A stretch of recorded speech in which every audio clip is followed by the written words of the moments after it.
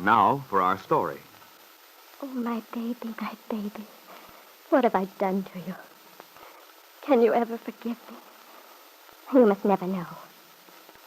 Thank heavens you're too little to realize. I didn't think it would be like this. I thought you'd have the best of everything. Security and happiness. Oh, but I was wrong. You don't have the home, the father Kitt promised you.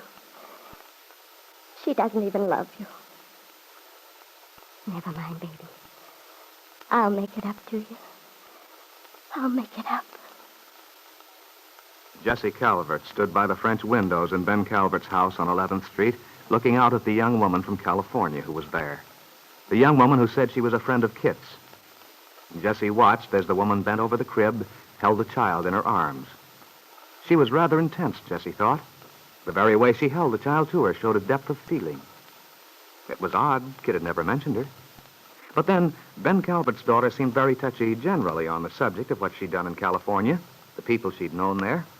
It was only by accident that Jessie had discovered the fact of Paul Cromwell's having lived next door to Kitt at Malibu, outside of Los Angeles. There was something queer about the whole thing. Jessie would have liked to question this attractive young woman, but Mrs. Fenner had been so reticent. There was an expression of hurt, of sorrow in her dark eyes, which made Jessie hesitate. With a sigh, Jessie went over to her desk, became absorbed in straightening out the accounts on which she'd been working, so she didn't hear the front door close, nor Kitt's footsteps in the hall. Well, Jessie, you're looking very industrious. Oh, Kitt. What's the matter? Do I scare you? Oh, I didn't hear you come in. You startled me. Sure you haven't a guilty conscience about something? And why should I have a guilty conscience? Well, when people jump as you did. Look, Kitt, if anyone's been jumpy in this house lately, it's you. For months now, you've been barely civil. So don't try to cover up by accusing other people. I assure you I have nothing on my conscience. Are you implying that I have something on mine? Oh, good Lord, you're simply impossible lately. You pounce on the slightest thing I say. I realize your pride's taken quite a beating, but even so, you really ought to try and control your temper, Kitt. My temper? Shh, there's no need to shout. Your friend will My friend? What are you talking about? What friend? Oh, I'm sorry. I meant to tell you when you came in, but you put the whole thing right out of my head. Well, who is it? Oh, that friend of yours in California. From California? Oh, she said she was a good friend of yours. Mrs. Fenner. What? Did you say Fenner? Why, yes, Mrs. Fenner. Rather pleasant little thing. We've had quite a chat. Where is she, Jessie? Oh, my goodness, you don't seem very pleased. Why, I thought you'd be delighted. Where is she? Oh, she's out on the terrace with the baby. You left her out there with the baby? Well, why not? My goodness, she's not going to eat him. I think she's a frustrated mother at heart. You just can't be trusted, can you, Jessie? I'll leave the house for an hour. Oh, for heaven's sake, Kitt, what's the matter? Well, Lisa, Hello, Kitt. this is quite a surprise. Hadn't you better put the baby down, Lisa? I wouldn't want my son to catch cold. Your son? Yes, my son. All right. I'll put him down. Yeah, that's better. For a moment when I came out here, you looked as if you were on the verge of doing something very foolish, Lisa. Very foolish indeed. I don't know what you mean. Oh, don't you? I'm sorry, but I don't believe you. I know very well what was going on in that little head of yours. You see, Paul told me. Kitt, we've got What to... do you think of my child, Lisa? My son. Oh, don't tell me you aren't properly impressed with my offspring.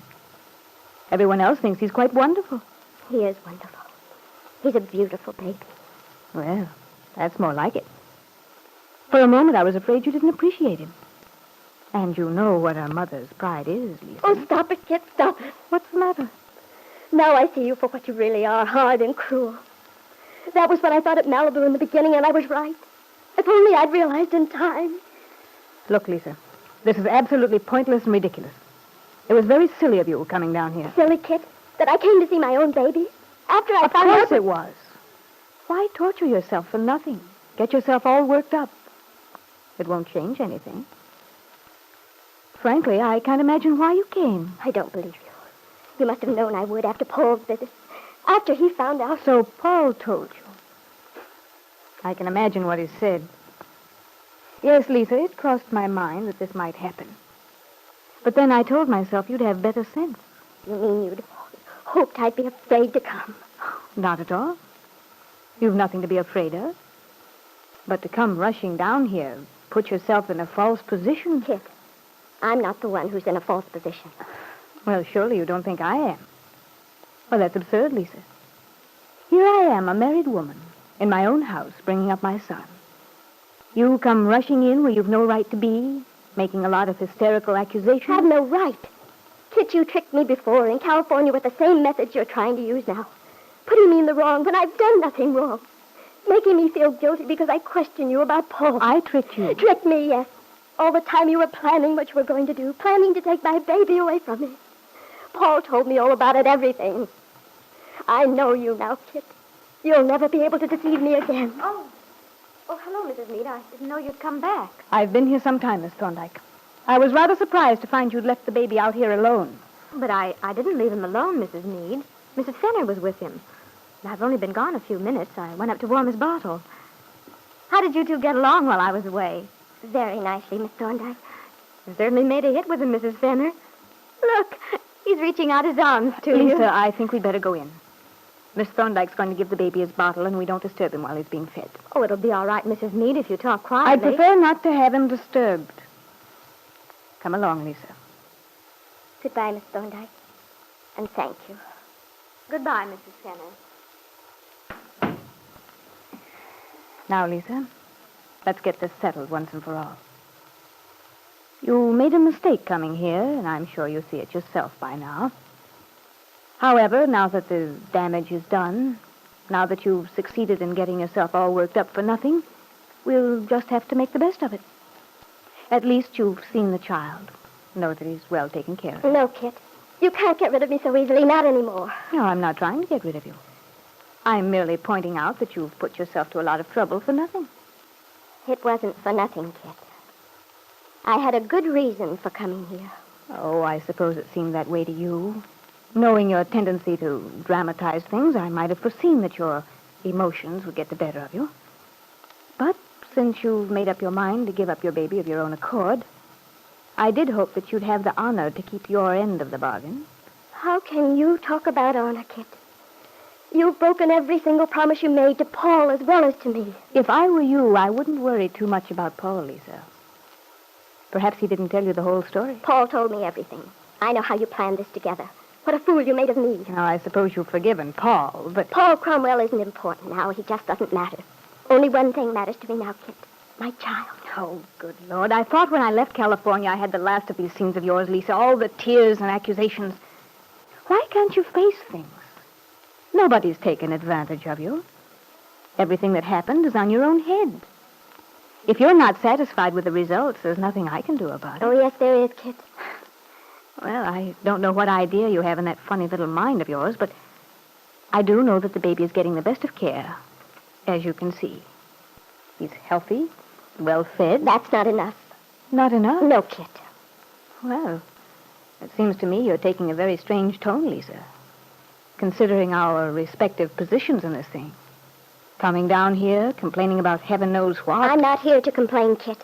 I have a much better reason. Well, whatever your reason is, it's certainly very foolish. Everything's been going smoothly, and now you've simply managed to upset yourself. I'm upset, all right. Of course you are. That's just what I mean. Kitt Meade, I've come to take my son away. Well, Kitt, those are the words you feared to hear ever since Jessie told you that Lisa Fenner was in the house. It looks as if the moment has finally come when you can no longer forestall the inevitable, when you can no longer delay discovery of the fact that you virtually stole another woman's child, that the baby your father is so proud of is not his grandchild as you led him to believe. When Ben knows that, Kitt, you'll be completely alone at last. For if he knew the truth, Ben's pride would never let him forgive you.